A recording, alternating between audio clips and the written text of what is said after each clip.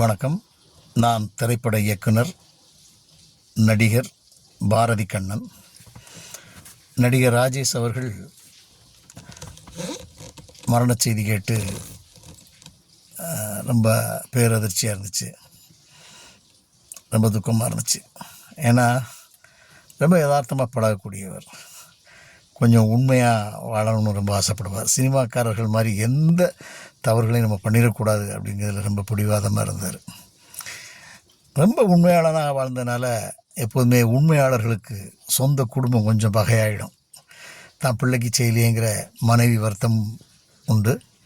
மகனுக்கு அப்பா நமக்கு நிறையா வாய்ப்பு வாங்கி கொடுத்துருக்கலாமே என்ற ஆதங்கம் உண்டு. அவருடைய சகோதரர்களுக்கும் அந்த ஆதங்கம் உண்டு. அண்ணன் நினச்சிருந்தா நமக்கு பெரிய வாய்ப்புகள் வாங்கியிருக்கலாம், அவர் வாய்ப்பு வாங்கி கொடுக்கல அப்படிங்கிற ஒரு ஆதங்கம் உண்டு. ஏன்னா இவர் நேர்மை, உண்மை, சத்தியம்னு வாழணும்னு ஆசைப்பட்டார்.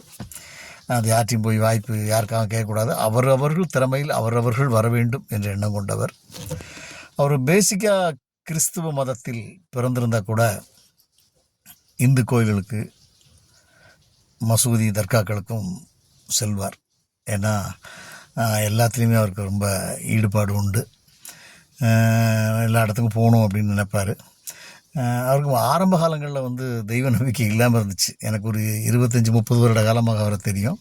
தெய்வ நம்பிக்கை இல்லாமல் இருந்தார். கொஞ்சம் கம்யூனிஸ்ட் பேஸில் வாழ்ந்துட்டு இருந்தார். அப்புறம் இந்த குறிப்பாக அந்த மதுரை வாயில் பக்கத்தில் முருகேசன் என்கிற ஒரு ஜோசியரை போய் பார்த்தாரு. அவர் இவருடைய வாழ்க்கையில் நடந்த சம்பவங்களையும் நடக்க போகிற சம்பவங்களையும் ரொம்ப சொல்லிட்டார். அதிலிருந்து பெரிய ஆச்சரியமாகி அவரை பற்றி இவருடைய யூடியூப் சேனலை சொல்லி அந்த ஆள் இப்போ பெரிய கோடீஸ்வரன் ஆகிட்டான். வீடு, காரு, பங்களாலாம் வாங்கிட்டார். அந்த அளவுக்கு இவருடைய மீது அபிமானமும் நம்பிக்கையும் கொண்ட ரசிகர்களும் நண்பர்களும் ரொம்ப ஏராளமாக இருக்காங்க. ஒரே நேரத்தில் புரட்சித் தலைவரோடும் நடிகர் திலகத்தோடும் ரொம்ப நெருங்கிய நட்பு கொண்டிருந்தார். நடிகர் திலகத்தின் நடிப்பில் ரொம்ப அடிமையானவர். புரட்சித் தலைவருடைய அன்புக்கு ரொம்ப இவரை நிகழ வைத்த சம்பவங்கள் நிறையா உண்டு. ஒரே நேரத்தில் 2 பக்கமும் பழகிட்டு இருந்தார். அதனால் 2 பேருமே இவரை தப்பாக எடுத்துக்கிறதில்ல. 2 பேருமே இவரை நல்ல நட்போடு உபசரித்தாங்கன்னு சொல்லுவார். அது மாதிரி பத்மஸ்ரீ கமல் அவர்களோடு ரொம்ப நெருக்கம் கொண்டவர். இவருடைய திறமையை அவர் அறிந்தவர், அவருடைய திறமையை இவர் அறிந்தவர். இப்படி நிறைய அவரை பற்றி சொல்லிகிட்டே போகலாம். அந்த மாதிரி ஒரு பழக்க வழக்கத்துக்குரிய நண்பர். யார்கிட்ட திறமை இருந்தாலும் அதை ரொம்ப வியந்து பாராட்டுவார். அதே மாதிரி சினிமாக்காரர்களுடைய குடும்பங்களில் எந்த குடும்பத்தில் எந்த நல்லது கிட்டதுன்னா கூட ஆளாக போய் நிற்பார். எனக்கு தெரிஞ்சு அவருடைய மரண செய்தி கேட்டு இந்த நிறைய தாங்க முடியாத கட்டுக்கணக்காத கூட்டம் வரணும். அதுதான் உண்மையிலே நன்றியான ஒரு உலகம். அந்த அளவுக்கு ரொம்ப எல்லாரையும் நேசிப்பார். திறமசாலிகளை வீடு தேடி போய் பாராட்டுவார். நடிகர் எம்.ஆர். ராதாவெல்லாம் அப்படி இவருக்கு பிடிக்கும். எம்.ஆர். ராதாவுடைய திறமையை கண்டு ஒவ்வொரு நிமிடமும் ஆச்சரியப்படுவார். அது மாதிரி நடிகர் திலகத்தோட திறமையை கண்டு மிரளுவார்.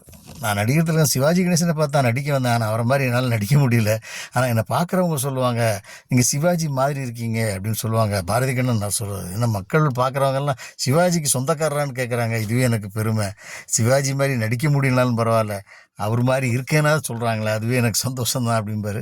அந்த அளவுக்கு நடிகர் திலகத்து மேலே வெறி கொண்ட ஒரு நடிகர் இன்றைக்கி நம்மளை விட்டு போயிட்டாருங்க நினைக்கும் போது மனசு ரொம்ப சங்கடமாக இருக்குது. அவருடைய ஆத்மா சாந்தி அடையதுக்கு எல்லாருமா சேர்ந்து பிரார்த்திப்போம். ஒரு நல்ல மனிதனை இழந்து விட்டு தவிக்கிறோம். நன்றி.